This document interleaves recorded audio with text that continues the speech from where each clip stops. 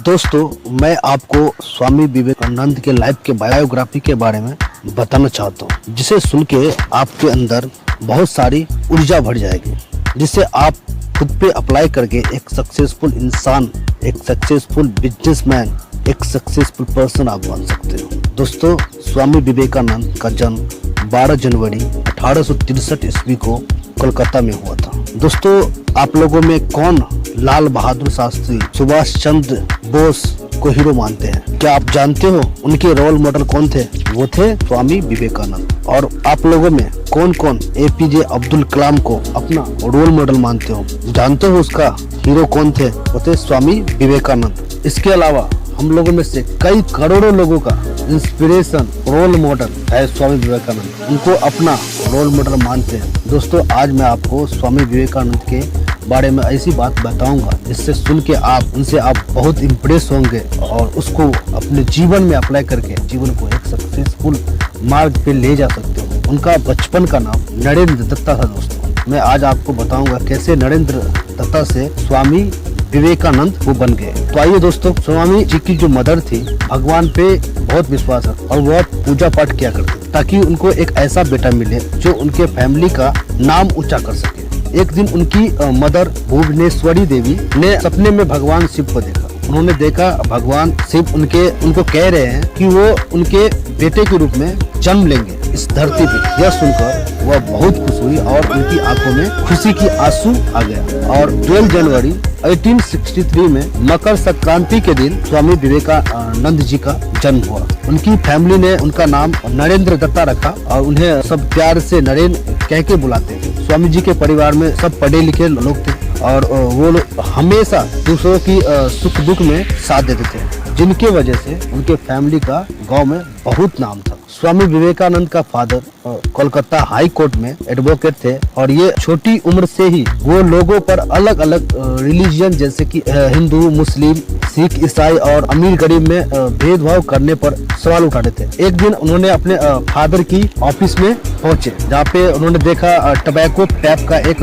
Box देखा। यह उनके फादर के क्लाइंट के लिए था। हिंदू कास्ट, मुस्लिम कास्ट, सिख कास्ट, ईसाई कास्ट, सबके लिए अलग अलग बॉक्स था वहाँ पे रखा हुआ। स्वामी जी ने हर एक बॉक्स में से एक टबैको पैप निकाला और उसे ट्राई किया। जब उनके फादर ने उनको देखा तो उन्हें बहुत डांटा और स्वामी विवेकानंद ने कहा, मुझे तो इन सभी टबैको पैप में कोई अंतर नहीं लगा। वो कहना चाहते थे कि किसी तरह की भेदभाव तो वाली बात तो है नहीं, टेस्ट की तो अलग अलग आ नहीं रहा है कि अगर ये हिंदू है तो अलग टेस्ट आएगा, मुस्लिम है तो उसका अलग टेस्ट आएगा। स्वामी विवेकानंद जब छोटे थे तो उन्हें दो तरह के सपने आए। पहला, एक बहुत पढ़ा लिखा आदमी जिसके पास बहुत पैसा है और सोसाइटी में उनका नाम है और उनके पास एक सुंदर घर है, वाइफ है और प्यारे प्यारे बच्चे। दूसरा सपना, एक मॉन्क जो एक जगह से दूसरे जगह घूमता रहता है। उन्हें सिंपल लाइफ पसंद है। पैसा और दूसरी सुख सुविधा देने वाली चीजें उन्हें खुश नहीं करती। उनकी बस यही इच्छा है कि वह सिर्फ भगवान को जाने और उनके और अपना कदम बढ़ाए और पास चले जाए। स्वामी विवेकानंद जानते थे कि उनमें से कुछ भी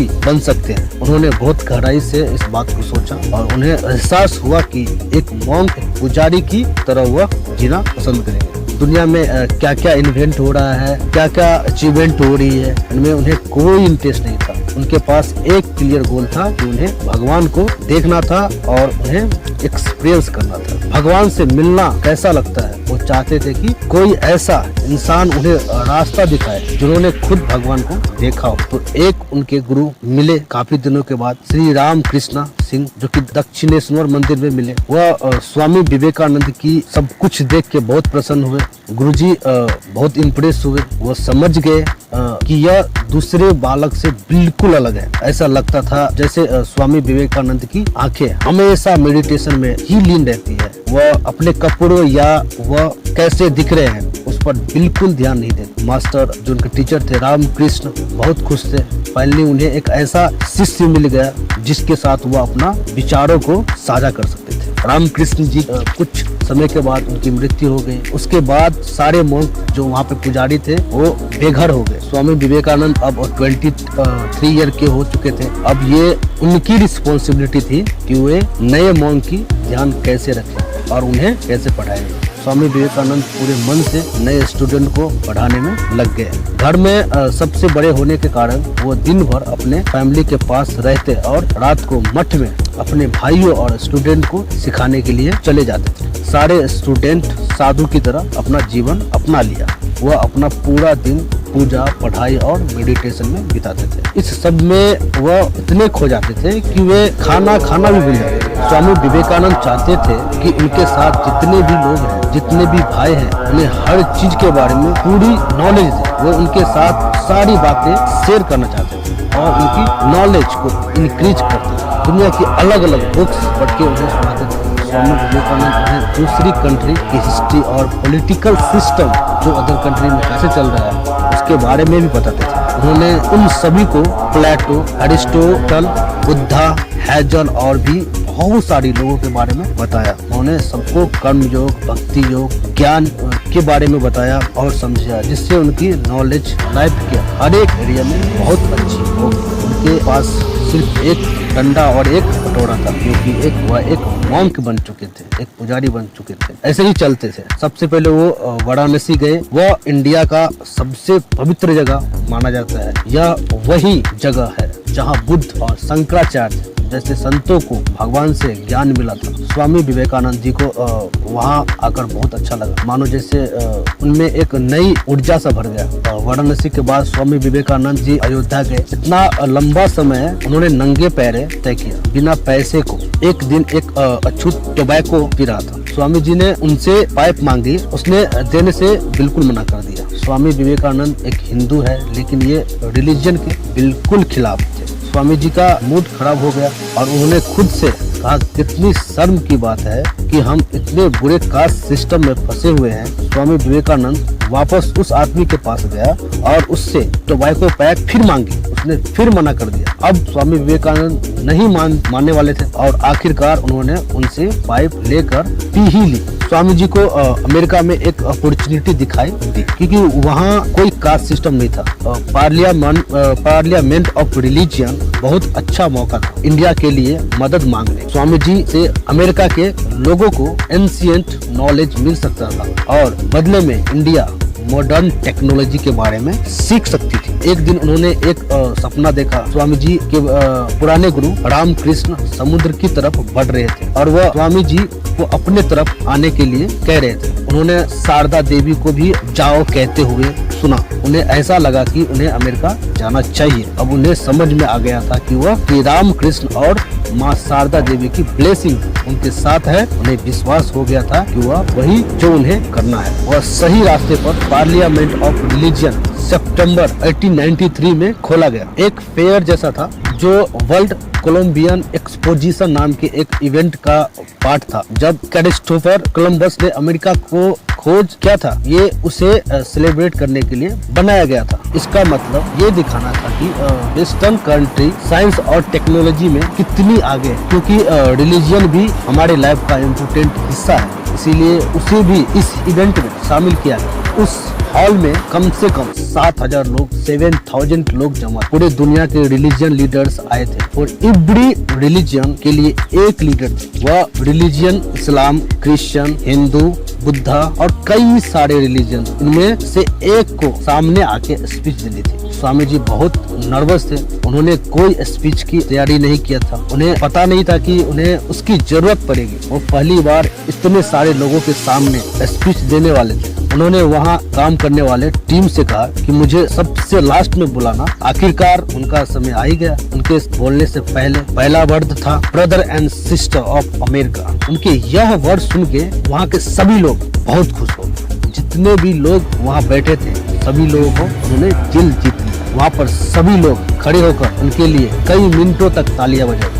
सबको लगा कि कोई अलग आया है जिसने पूरे मन से कहा था और जिनके बारे में सच्चाई सबसे यह कहना चाहते थे कि हम लोगों को एक दूसरे को एक्सेप्ट करना सीखना पड़ेगा। हमें एक दूसरे को समझने और शांति बना के रखने की जरूरत है। कोई हमसे अलग है तो क्या हुआ, सबको रिस्पेक्ट करनी चाहिए। स्वामी जी की वो खास बात जो एक दूसरे को अलग बनाती थी वो ये थी, वो कभी भी किसी रिलीजन को सही और बाकी सभी रिलीजन को गलत साबित करने में नहीं रहते थे। उनका मानना या सभी रिलीजन भगवान तक ले जाने का एक रास्ता है। जितने भी रिलीजन है सभी को भगवान तक ले जाने का एक रास्ता है। वो कहते थे कि किसी मकान में अंदर जाने के लिए बहुत सारे दरवाजे हो सकते हैं, और उनका भी कहना सही था। पार्लियामेंट ऑफ रिलीजन के बारे में इंडिया में खबरें आने लगी, न्यूज़पेपर और मैगजीन में स्वामी जी बहुत हाईलाइट हो गए। स्वामी जी के स्पीच छपने लगे, सारे इंडियन को बहुत प्राउड फील हो रहा था। मठ में जो उनके भाई थे, उनके जो सहयोगी थे, जो उनके साथ रहने वाले मॉन्क थे,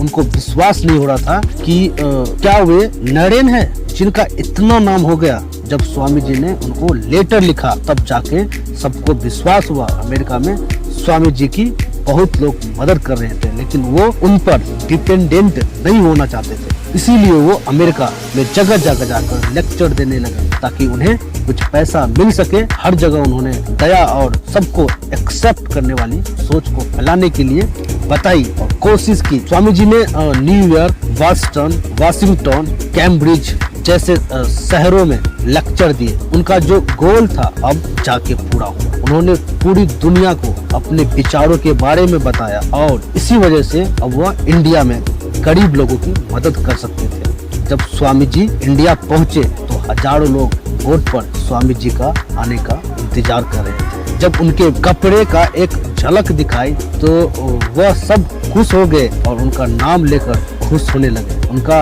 रिस्पेक्ट देने के लिए वो सब लोग जमीन पर बैठ गए। वह तो एक मॉन्क थे, वह तो एक पुजारी थे भगवान की। ना ही उनके पास पैसे थे, ना ही घर। उनके ज्ञान और उनको सोच के लिए उन्हें बहुत पसंद करने लगे और ये अपने आप में बहुत बड़ा अचीवमेंट था उनके लिए और पूरे देश के लिए। वो सबके लिए ग्रेटफुल थे। स्वामी जी पहले मद्रास गए, वो जहाँ भी जाते थे लोग वहाँ उनका वेलकम करने के लिए इंतजार पहले से करते थे। लोगों में उन्हें देखने और उनकी बातें सुनने की बहुत इच्छा थी। एक बार उनके फॉलोअर्स ने उनसे पूछा, क्या आप इन सब से थकते नहीं? स्वामी जी ने कहा, भगवान का काम करने में थकान कैसी? एक दिन उनके पास एक आदमी आया, वह बहुत परेशान थे। उसने कहा, सब कुछ करके देख लिया गुरुजी, लेकिन वो भगवान को नहीं ढूंढ पा रहा।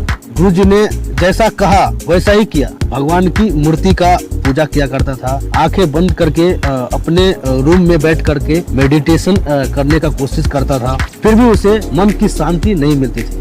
मैं क्या करूं? उसने स्वामी जी से पूछा, मुझे बताए प्लीज। स्वामी जी को उन पे दया आ गई। उन्होंने कहा, अपने दरवाजे, अपने आंखें खोलो और अपने चारों तरफ देखो। उन्होंने उसे अपने आसपास और गरीब लोगों को देखने के लिए कहा। पूरी मेहनत और मन से उन लोगों को मदद करनी चाहिए। अगर वो भूखे हैं तो उन्हें खाना दो, अगर वो बीमार है तो उन्हें दवा दो या इलाज करा दो, अगर वो पढ़े लिखे नहीं है तो उन्हें सही शिक्षा दो। पूरे मन से उन लोगों की सेवा करो, तभी तुम्हें शांति मिलेगी। स्वामी जी को अस्थमा हो गया था। डॉक्टर ने उन्हें नॉर्थ इंडिया जाने के लिए कहा क्योंकि वहाँ का मौसम बहुत अच्छा था। नॉर्थ इंडिया के लोग बहुत समय से स्वामी जी का इंतजार भी कर रहे थे, इसीलिए स्वामी जी मान गए। अपने फ्रेंड के लिखे गए लेटर में उन्होंने कहा था कि वह बहुत थका हुआ महसूस कर रहे हैं। स्वामी जी ने नॉर्थ इंडिया के हर एक स्टेट में लेक्चर दिए। स्वामी जी एकता को बढ़ावा देने के लिए एक कास्ट को दूसरी कास्ट में शादी करने की बात भी कही थी। उन्होंने यूनिवर्सिटी में कहा था कि स्टूडेंट को सिर्फ क्लर्क, लॉयर, डॉक्टर ही नहीं बनाए, बल्कि उन्हें अपने देश की सेवा करने की भी सिखाएं, अपने देश से प्यार करना भी सिखाएं। अंत में स्वामी जी बेलूर मठ में रहने गए। उनका अस्थमा और खराब हो गया। दिन प्रतिदिन उनकी बॉडी और वीक हो रही थी, मगर उनका माइंड अभी भी शार्प था। अगर मॉन्क उन्हें रेस्ट करने के लिए बोलते थे तो वो नहीं मानते थे। उन्हें स्वामी जी को इंसाइक्लोपीडिया बहुत पसंद थी। एक मॉन्क ने उन्हें कहा कि इस बुक में 25.5 वॉल्यूम है और याद करना बहुत मुश्किल है, पर स्वामी जी तब तक 11th वॉल्यूम स्टार्ट कर चुके थे। उन्होंने उस मॉन्क से कहा कि मैं 10th वॉल्यूम मैं पढ़ चुका हूँ, उनमें से आप कुछ भी पूछ सकते हो। वो मॉन्क बहुत सरप्राइज्ड हुआ यह देख के कि स्वामी जी को सारे जवाब आते थे, यहाँ तक कि उन्होंने उस बुक्स की कुछ लाइन बोलकर भी दिखाए। स्वामी जी को महसूस हो गया था कि वो 40 की एज तक नहीं पहुँच पाएंगे। उनकी एज उस समय 39 ईयर 5 मंथ की थी। उन्होंने पंचांग भी देखा, यह देखने के लिए कि उनकी डेथ कब होने वाली है। स्वामी जी ने अपने सीनियर मॉन्क को बता दिया था कि अपना अंतिम संस्कार वो कहाँ पर करना चाहते हैं। उसकी मठ के ग्राउंड में एक जगह थी, वहाँ पे वो अपना अंतिम संस्कार करना चाहते हैं। फ्राइडे शाम 7 बजे जब बेल बजी, पूजा का समय हो गया था, स्वामी जी पूजा और मेडिटेशन करने चले गए। उन्होंने अपने सेवक से कहा कि वो 1 घंटे रूम में रहेंगे और कोई उन्हें डिस्टर्ब ना करे, ये ध्यान रखना।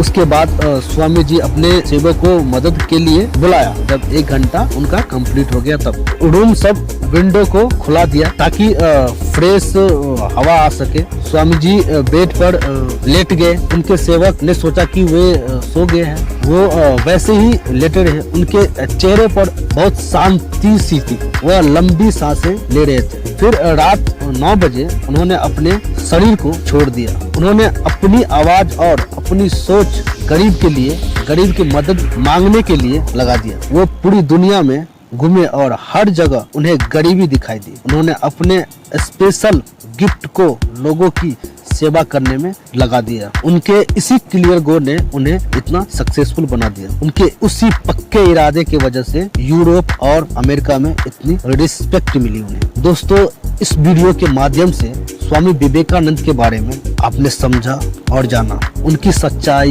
उनके विश्वास और कितने दयालु थे वो, ये जाना। हम लोगों ने वे सच में एक महान इंसान थे।